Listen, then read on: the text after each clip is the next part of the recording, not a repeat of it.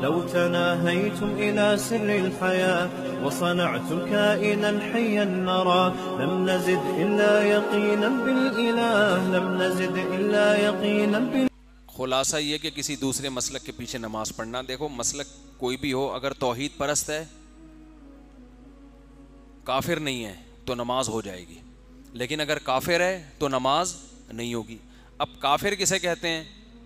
کافر نام و سنی کے دیوبندی کافر ہوتے ہیں، اہل حدیث ہوتے ہیں، بریلوی ہوتے ہیں، فلاں. کافر کی ایک ڈیفینیشن ہے جو اسلام کے بیسک اور بنیادی عقیدوں کا انکار کرے، جو نبی کو عالم الغیب کہتا ہو، اور عالم الغیب کی ڈیفینیشن یہ ہو کہ ہر چیز کا علم تھا، تو ہر چیز کا تو اللہ کو بھی ہے، جب نبی کو بھی تو اللہ اور نبی کا علم برابر ہو گیا نا، تو ایسا شخص بھی اسلام سے خارج ہے.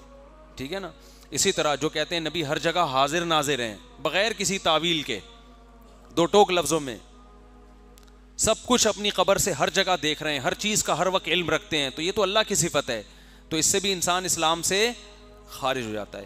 آپ صلی اللہ علیہ وسلم کی بشریت کا، بشر ہونے کا کوئی دو ٹوک لفظوں میں انکار کرے کہ نہیں آپ نور تھے، فرشتے تھے، یا نورانی مخلوق، مٹی کے بنے ہوئے کی بنی ہوئی مخلوق نہیں تھے.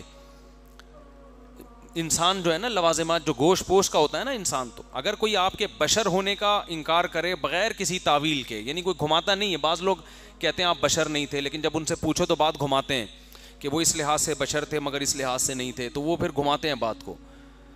تو لیکن جو دو ٹوک لفظوں میں کہتا ہے تو پھر وہ بھی اسلام سے خارج ہے، کیونکہ نبی صلی اللہ علیہ وسلم بشر تھے، انسان تھے، آپ کے والدین تھے، آپ کی اولاد تھی، اور آپ کی اولادوں میں کی اولادیں جو سید ہیں سارے انسان تھے. آدم کی اولاد، اور آدم کو اللہ نے مٹی سے بنایا.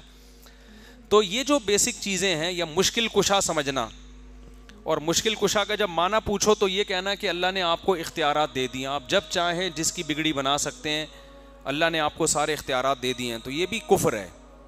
سمجھتے ہو؟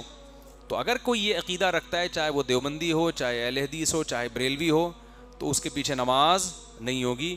تو اتنے براڈ مائنڈڈ بننے کی بالکل ضرورت نہیں ہے کہ جوڑ پیدا کرنے کے لیے یہ کہنا ہے ہم ہر ایک کے پیچھے پڑھ لیتے ہیں. بھائی ہر ایک کے پیچھے، جیسے اسلام کا دائرہ ہے نا، اس دائرے سے آپ نکال نہیں سکتے کسی کو، تو ایسے ہی اس دائرے میں خود سے لا بھی نہیں سکتے.